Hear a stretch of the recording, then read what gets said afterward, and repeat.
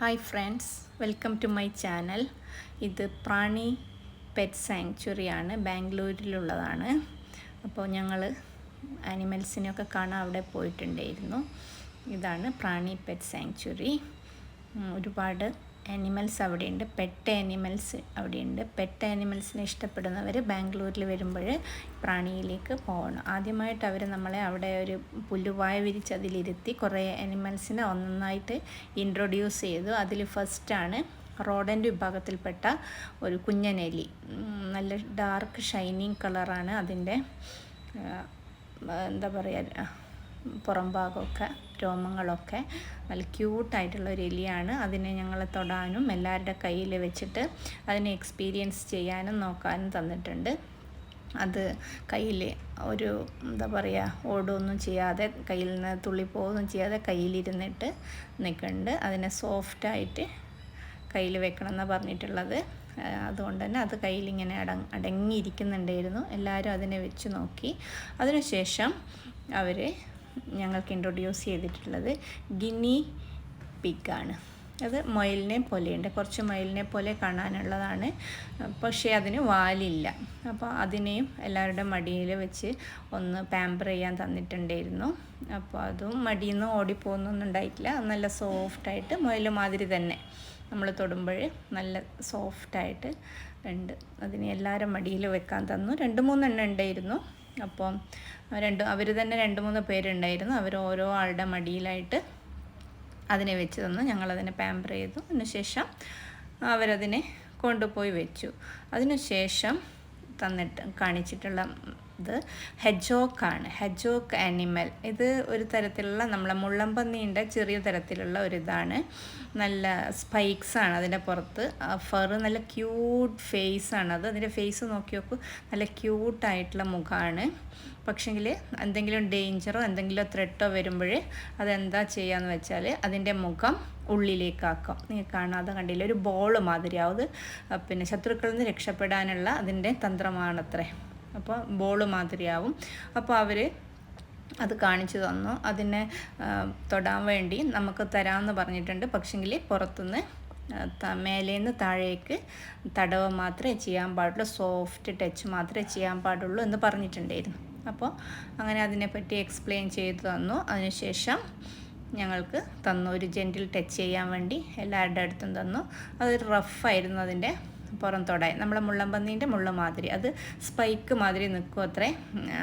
പിന്നെ ആരെങ്കിലും അറ്റാക്ക് ചെയ്യാൻ വരുന്നെന്ന് മനസ്സിലായാൽ. ഇതിപ്പോൾ തൊടുമ്പോൾ ഇങ്ങനെ നിന്ന് തരുന്നുണ്ട്. അപ്പോൾ എല്ലാവരും ടച്ച് ചെയ്തപ്പോൾ അതിനാകെ കൺഫ്യൂഷനായിട്ടുണ്ട്. അപ്പോൾ അതിനുശേഷം ഇൻട്രൊഡ്യൂസ് ചെയ്തിട്ടുള്ളതാണ് ഇഗ്വാന സൗത്ത് ആഫ്രിക്കയിലുള്ള ഇഗ്വാനകളാണ് അത്ര ഇതൊക്കെ. അപ്പം ഇത് വലിയ ഇഗ്വാനയാണ്. ആദ്യമായിട്ടാണ് ഇത്രയും വലിയ ഇഗ്വാനേനെ അടുത്ത് കാണുന്നതും തൊടാൻ സാധിച്ചതും. ഇതിൻ്റെയും പുറം മാത്രമേ തൊടാൻ പാടുള്ളൂ എന്നായിരുന്നു പറഞ്ഞിട്ടുള്ളത്. വാല് തൊടാൻ പാടില്ല, അതിൻ്റെ പുറം മാത്രം തൊടാം. വാല് തൊടുന്നവരോട് പറഞ്ഞിട്ട് വാല് തൊടരുത്, തലയും തൊടാൻ പാടില്ല, പുറം മാത്രമേ തൊടാൻ പാടുള്ളൂ. പുറം നല്ല റഫായിട്ടാണുള്ളത്. അപ്പം അത് അവിടെ പുറത്തൊരു മരത്തിൽ വെച്ച് തന്നിട്ടുണ്ടായിരുന്നു തൊടാൻ വേണ്ടി. ആദ്യം ഇതിനെപ്പറ്റിയൊക്കെ എക്സ്പ്ലെയിൻ ചെയ്ത് തന്നു. നന്നായിട്ട് എക്സ്പ്ലെയിൻ ചെയ്യുന്നുണ്ടായിരുന്നു. അതിന് ശേഷമാണ് തൊടാൻ വേണ്ടി പുറത്ത് വെച്ച് തന്നിട്ടുള്ളത്. അപ്പം എല്ലാവരും ഓരോ ആളായിട്ട് അതിനെ തൊട്ട് അതിനെ ഒന്ന് മനസ്സിലാക്കി, നന്നായിട്ട് മനസ്സിലായി. നല്ല എന്താ പറയുക, നമ്മൾ പേടിക്കുന്നൊരു സാധാരണ നാട്ടിലൊക്കെ നമുക്കതിനെ പേടിയാണല്ലോ. ഇതാണ് ഹോസ്. ഈ ഹോസിൻ്റെ പേരാണ് മായ. ഇത് മുമ്പേ പിന്നെ റേസിലൊക്കെ പങ്കെടുത്തിട്ടുണ്ടായിരുന്നു അത്രേ. അതിൻ്റെ കൂടെ തന്നെ അപ്പുറത്ത് കൃഷ്ണഗിരിയിലെ ഡോങ്കി ഉണ്ടായിരുന്നു. അപ്പോൾ അതും ക്യൂട്ടാണ്. പക്ഷേങ്കിൽ ഈ ഹോസ് കുറച്ച് ഡേഞ്ചറസ് അത്രേ. പിന്നെ അതുകൊണ്ടാണ് അതിന് മുഖത്ത് റെഡ് പട്ട ഇട്ടിട്ടുണ്ട് മുഖത്ത്. ഇത് ഡോങ്കി പാവാണ്. അത് 4 എണ്ണം കണ്ടുണ്ട് അതിനകത്ത്. പിന്നെ ഇതിൻ്റെ പേര് ലക്ഷ്മിയാണ്. ലക്ഷ്മീൻ്റെ കുട്ടിയുണ്ട് അത്ര അതിനുള്ളിൽ. അങ്ങനെ അവർ പറഞ്ഞു തന്നിട്ടുണ്ടായിരുന്നു. പിന്നെ വേറൊരു ഇതാണ് അത്. പിന്നെ അതിനുള്ളിൽ 2-3 എണ്ണ കൂട്ടിലേക്ക് പോയിട്ടുണ്ടായിരുന്നു. ഒക്കെ കൂടെ 4-5 ഡോങ്കികളുണ്ടായിരുന്നു. ഇത് ഹോസ്, അത് ആ ഹോസ് തന്നെ. ഇത് എന്താ പറയുക, ഇപ്പം പരിചയമില്ലാത്തവരെ അറ്റാക്ക് ചെയ്യാൻ ശ്രമിക്കും. അതുകൊണ്ട് കുറച്ച് ദൂരോട്ട് മാറി നിന്നിട്ട് നോക്കാനാണ് അവർ പറയുന്നത്, ഒരടി മാറി നിന്നിട്ട്. അപ്പോൾ അതിനെപ്പറ്റിയൊക്കെ എക്സ്പ്ലെയിൻ ചെയ്തു തന്നു. ഇത് 550 kg വെയിറ്റുള്ള ഹോസാണ്. പിന്നെ ഇത് മുമ്പേ റേസിൽ പങ്കെടുത്തിട്ടുണ്ടായിരുന്നു. അപ്പോൾ ഞങ്ങൾക്ക് അവർ അതിന് കൊടുക്കാനായിട്ട് പുല്ലൊക്കെ തന്നിട്ടുണ്ടായിരുന്നു. ഞങ്ങൾ അതിന് പുല്ലൊക്കെ ഫീഡ് ചെയ്തു, ഹോസിനും പിന്നെ അതേപോലെ ഡോങ്കിക്കും. അപ്പം അയാൾ പ്രത്യേകം പറഞ്ഞിട്ടുണ്ടായിരുന്നു, നമ്മൾ എന്താ പറയുക, ചീത്ത വിളിക്കുമ്പോൾ ആദ്യം നമ്മൾ മറ്റുള്ളവരെ കഴുതേന്ന് വിളിക്കുന്നില്ലേ, അത് വിളിക്കുന്നത് തെറ്റാണ്. ഇനി വിളിച്ചാൽ നിങ്ങൾ പ്രൗഡാവണം. എന്താ വെച്ചാൽ കഴുത പറഞ്ഞാൽ അത്രയും സഫറിങ് ചെയ്യാൻ അത്രയും റെഡി ആയിട്ടുള്ള ആനിമലാണ്. അതുകൊണ്ട് അതൊരു ക്രെഡിറ്റ് ആയിട്ടാണ് എടുക്കേണ്ടതെന്നൊക്കെ എക്സ്പ്ലെയിൻ ചെയ്ത് തന്നിട്ടുണ്ടായിരുന്നു. അപ്പോൾ എല്ലാവരും ഹോസിനെയൊക്കെ ഫീഡ് ചെയ്തു. ഹോസിനെ മാത്രമല്ല ഡോങ്കിയെയും ഫീഡ് ചെയ്തു. അതിനുശേഷം ഞങ്ങൾ പോയത് ആമയുടെ അടുത്തേക്കായിരുന്നു. ആമ അധികം വലുപ്പമൊന്നുമില്ല, ഒരു ആവറേജ് വലുപ്പമുള്ള ഒരു ആമയായിരുന്നു. അപ്പോൾ അത് ടേർട്ടിലാണോ ടോട്ടസ് ആണോ എന്ന് ചോദിച്ചിട്ടുണ്ടായിരുന്നു. അപ്പോൾ തമ്മിലുള്ള വ്യത്യാസം എന്താണെന്ന് വെച്ചാൽ ടോട്ടസിൻ്റെ പുറംഭാഗം ഹാർഡായിരിക്കും, ടേർട്ടിലിൻ്റെ പുറംഭാഗം സോഫ്റ്റ് ആയിരിക്കും അത്രേ. ഇത് ടോട്ടസാണ്. അപ്പോൾ ഇതിനെ പറ്റി എക്സ്പ്ലെയിൻ ചെയ്തു തന്നു. ഇത് വെള്ളത്തിൽ കൂടെ നീന്തുന്നതും പിന്നെ ചിലത് കരയിൽ തന്നെ താമസിക്കും, വെള്ളത്തിൽ അധിക സമയം നിൽക്കാൻ പറ്റാത്തതാണ് ചില ആമകൾ എന്നൊക്കെ എക്സ്പ്ലെയിൻ ചെയ്തു തന്നു. അതിനുശേഷം ഞങ്ങൾ തൊടാനായിട്ട് തന്നു. അപ്പം അയാൾ പറഞ്ഞിരിക്കുന്നത് എന്താ വെച്ചാൽ ഇതിൻ്റെ പുറംഭാഗം റഫാണെങ്കിലും നമ്മൾ അതിൻ്റെ ശക്തിയായിട്ട് അടിക്കുകയൊക്കെ ചെയ്യുകയാണെങ്കിൽ അത് കുറച്ച് ദിവസം കഴിഞ്ഞാൽ ചത്തുപോകും അത്രേ. അപ്പം നമ്മൾ ഹാർഡാണെന്ന് വിചാരിച്ചാലും അത് നമ്മൾ സോഫ്റ്റ് ടച്ച് ചെയ്യാൻ പാടുള്ളൂ എന്ന്, അതും മുന്നിൽ നിന്ന് പിറകു ഭാഗത്തേക്ക് മാത്രമേ അതിനെ തടവാൻ പാടുള്ളൂ എന്ന് പറഞ്ഞിട്ടുണ്ടായിരുന്നു. അപ്പോൾ അതിനെ തൊട്ടതിന് ശേഷം ഞങ്ങൾ പിന്നെ നേരെ പോയിട്ടുള്ളത് സുന്ദരികളായ കുറേ ആടുകളുടെ അടുത്തേക്കായിരുന്നു.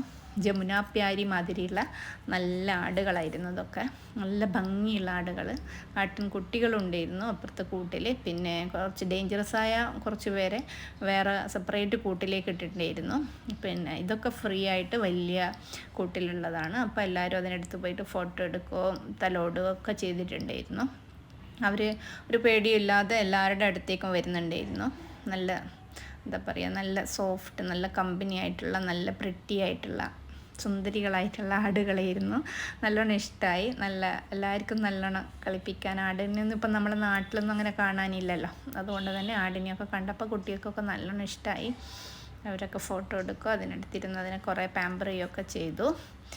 പിന്നെ അപ്പോൾ ഫോട്ടോ എടുക്കാനൊക്കെ നല്ലോണം പോസ് ചെയ്തിരുന്നുണ്ടായിരുന്നു. അപ്പോൾ എല്ലാവരും അതിനടുത്തിരുന്നു, തലോടുകയൊക്കെ ചെയ്തു. അതിനിടയ്ക്ക് 2 ആടുകൾ അവിടെ നിന്ന് മുട്ടനടി ഉണ്ടായിരുന്നു. അതാ ഇവർ 2 പേരും കൂടെ നല്ല അടിയായിരുന്നു കൂട്ടിൽ നിന്നുകൊണ്ട്. എന്താ അറിയില്ല, കുറേ സമയം അവരുടെ അടി നോക്കി നിന്നു. അപ്പോൾ അവർ കുറേ സമയം അടിയൊക്കെ ഉണ്ടാക്കി കഴിഞ്ഞാൽ അവർ തന്നെ ഫ്രണ്ട്സായി. ഇതാണ് പറയുന്നത്, അവരടിച്ച് പിരിഞ്ഞിട്ടൊന്നുമില്ല.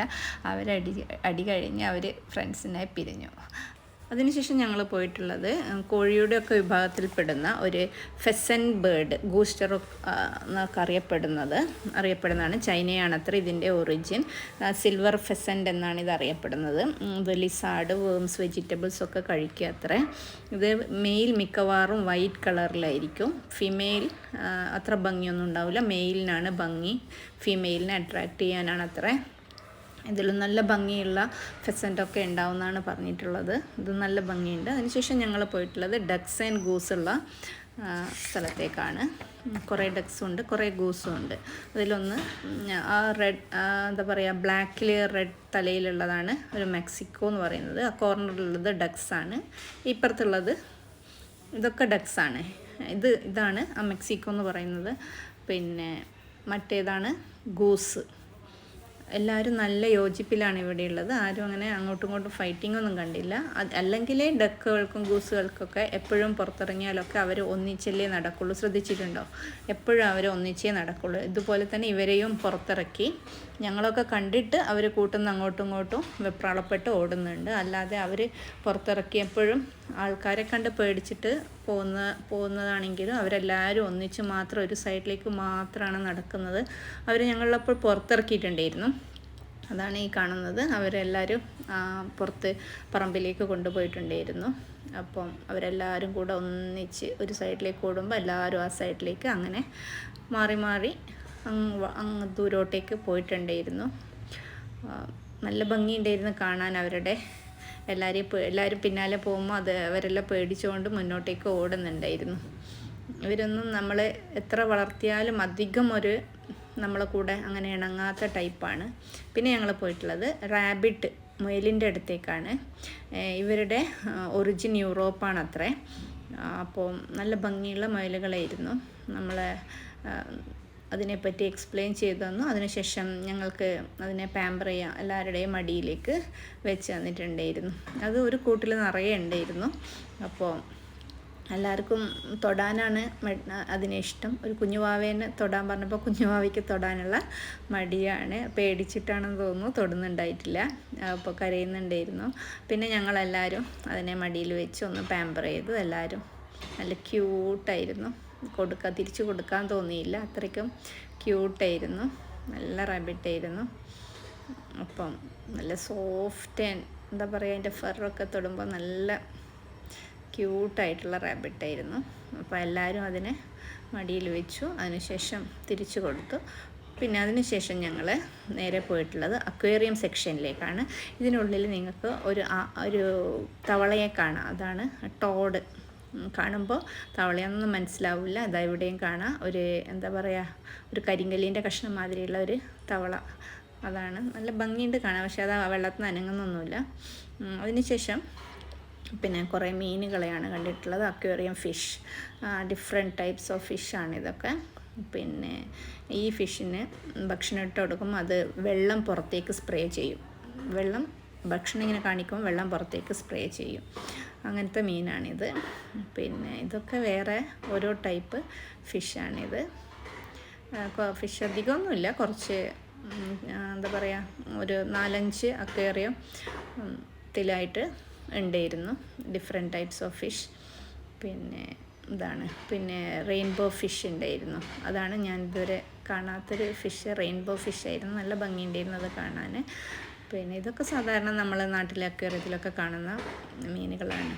ഓക്കെ, ഇതാണ് റെയിൻബോ ഫിഷ്. നേരിട്ട് കാണാൻ നല്ല ഭംഗിയായിരുന്നു. വീഡിയോയിൽ കാണാൻ അത്രയ്ക്ക് ഭംഗിയൊന്നുമില്ല. അവർ കുറേ ഒന്നിച്ച് ഒരു സൈഡിലാകുമ്പോൾ നല്ല ഭംഗിയുണ്ടായിരുന്നു കാണാൻ. അപ്പോൾ അത് നോക്കി നിൽക്കുമ്പോൾ വീഡിയോ എടുക്കാൻ വിട്ടു പോകുന്നുണ്ടായിരുന്നു. അപ്പോൾ ഇത് ഒരു തരത്തിലുള്ള ഒരു ടേർട്ടിൽ ആയിരുന്നു. നല്ല ഭംഗിയുള്ള ടേർട്ടിലാണ്. അതും ഒരു അക്വേറിയത്തിലുണ്ടായിരുന്നു. 2 ടൈപ്പ്, ഒന്ന് യെല്ലോ കളറും ഒന്ന് ബ്ലാക്ക് ആൻഡ് യെല്ലോ ആയിട്ടുള്ളതും. അത് നല്ല ഭംഗിയുണ്ടായിരുന്നു കാണാൻ. അതും അക്വേറിയത്തിൻ്റെ ഒരു ഭാഗമായിട്ടാണ് ഉണ്ടായിരുന്നത്. പിന്നെ അതിനുശേഷം ഈ മീനാണ് ഭക്ഷണം. ഇതിൽ നോക്കിയാൽ നീ കാണാം, ഭക്ഷണം കാണിക്കുമ്പോൾ അവർ വെള്ളം പുറത്തേക്ക് ചാടിക്കുന്നതാണ്. വെള്ളം പുറത്തേക്ക് തെറിപ്പിക്കും നമ്മൾ ഭക്ഷണം കാണിക്കുമ്പോൾ. അതിനുശേഷമാണ് അവൾ ഭക്ഷണം അതിനെ ഇട്ട് കൊടുക്കുന്നത്. അതിനുശേഷം ഞങ്ങൾ കാണിച്ചു തന്നിട്ടുള്ളത് ഒരു പെറ്റ് സ്നേക്കാണ്. അത് പിന്നെ ബോൾ പൈത്തൺസ് എന്നാണ് അറിയപ്പെടുന്നത്. ബോൾ പൈത്തന്നെയാണ് പിന്നെ ഞങ്ങൾക്ക് കാണിച്ചു തന്നിട്ടുള്ളത്. അപ്പോൾ അത് നോൺ വെനമസ് ആണ്, പെറ്റ് സ്നേക്കാണ്. അത് കടിച്ചാലും വിഷമൊന്നും ഉണ്ടാവില്ല എന്നാണ് പറഞ്ഞിട്ടുള്ളത്. അപ്പോൾ പെറ്റാക്കിയിരിക്കുന്നത് കൊണ്ട് തന്നെ അത് അങ്ങനെ കടിക്കില്ല. എല്ലാവർക്കും തൊടാനുള്ള പെർമിഷൻ തന്നു. എല്ലാവരും അതിനെ തൊട്ട് നോക്കി എക്സ്പീരിയൻസ് ചെയ്തു. നല്ലൊരു എക്സ്പീരിയൻസ് ആയിരുന്നു അപ്പം പാമ്പിനെ തൊടുക എന്ന് പറയുന്നത്. പിന്നെ എല്ലാവരും ഫോട്ടോ ഒക്കെ എടുത്തു. അയാൾ അതിനെപ്പറ്റി എക്സ്പ്ലെയിൻ ചെയ്തു തന്നു. അതിനുശേഷം അതിനെ കൂട്ടിലേക്ക് ഇട്ടു. പിന്നെ ഞങ്ങൾ പോയിട്ടുള്ളത് ഒരു വലിയൊരു ആമയുടെ അടുത്തേക്കാണ്. ഇത് വലിയൊരു ടോട്ടസാണ്. ഇതിന് 30 years ഓൾഡ് ഉണ്ട് അത്രേ. പിന്നെ എന്താ പറഞ്ഞിട്ടുള്ള, ഇത് നല്ല വലുപ്പമുള്ളതാണ്. അതിൻ്റെ കാലുകളൊക്കെ ശ്രദ്ധിച്ചാൽ കാണാം, കാലിനൊക്കെ നല്ല വലുപ്പമുണ്ട്. ഇതാണ് നല്ല വലിയ ആമയാണ്. നമ്മൾ ആമയും മുയലിൻ്റെ ഒക്കെ കഥയിലൊക്കെ കാണുന്ന മാതിരിയുള്ള, എന്താ പറയുക, ചിത്രം വരച്ച മാതിരി, ഉണ്ടാക്കി വെച്ച മാതിരിയുള്ള ഒരു ആമയാണ്. ജീവനുള്ളതാണെന്ന് തോന്നില്ല കണ്ടാൽ, അത്രയും വലുപ്പമുണ്ട്. അതിൻ്റെ പുറം ഭാഗമൊക്കെ കാണാൻ നല്ല ഭംഗിയാണ്. ദൈവത്തിൻ്റെ ഓരോ സൃഷ്ടികളെന്ന് നമുക്ക് തോന്നും. പിന്നെ ഞങ്ങൾ പോയിട്ടുള്ള എമോ ബേർഡിൻ്റെ അടുത്തേക്കാണ്. കുറേ എമോ ബേർഡ്സ് ഉണ്ടായിരുന്നു. പക്ഷേ ഇതൊന്നും തീരെ ഒന്നും ചെയ്യാത്തതാണ്. നമ്മൾ ഫ്രണ്ട്ലിയാണ്, ഹ്യൂമൻ ബീങ്സുമായിട്ട് നല്ല ഫ്രണ്ട്ലി ആയിട്ടുള്ള എമുകളാണ്. കുറച്ച് എമോ വേറെയും കൂട്ടിലുണ്ടായിരുന്നു. എമോനെയൊക്കെ എപ്പോഴും ദൂരെ നിന്ന് കണ്ടിട്ടേ ഉണ്ടായിട്ടുള്ളൂ. ആദ്യമായിട്ടാണ് എമോനെ തൊടുന്നത്. അതിൻ്റെ പുറത്തുള്ള ആ തൂവലുകളൊക്കെ ശരിക്കും ഒരു എന്താ പറയുക, ഉണങ്ങിയ ഇല മാതിരി ഉണ്ട് തൊടുമ്പോൾ. കളറും അങ്ങനെ തന്നെയാണ്. ആദ്യമായിട്ടാണ് എമോനിയെ തൊട്ടത്. എല്ലാ സൂയിലും എവിടെ പോയാലും ദൂരെ നിന്ന് കാണാറേ ഉണ്ടായിട്ടുള്ളൂ.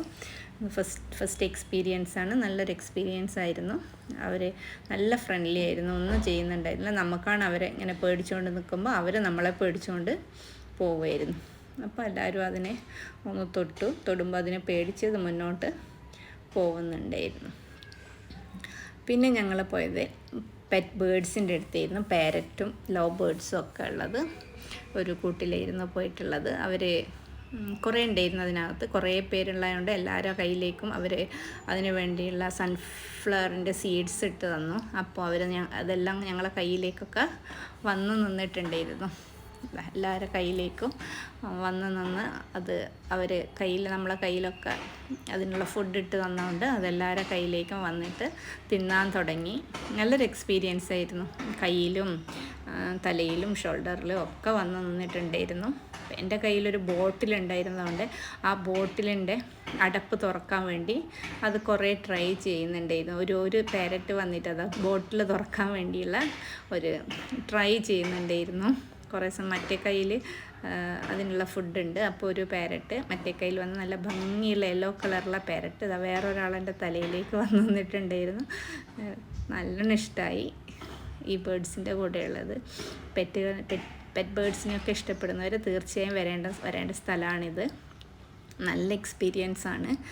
പിന്നെ ഇഷ്ടമുള്ളവർ പെറ്റിനെ ഇഷ്ടപ്പെടുന്നവർ ബാംഗ്ലൂരിൽ വരുമ്പോൾ തീർച്ചയായും പ്രാണി ഒന്ന് സന്ദർശിക്കുക. നല്ല എക്സ്പീരിയൻസ് ആയിരിക്കും തീർച്ചയായിട്ടും.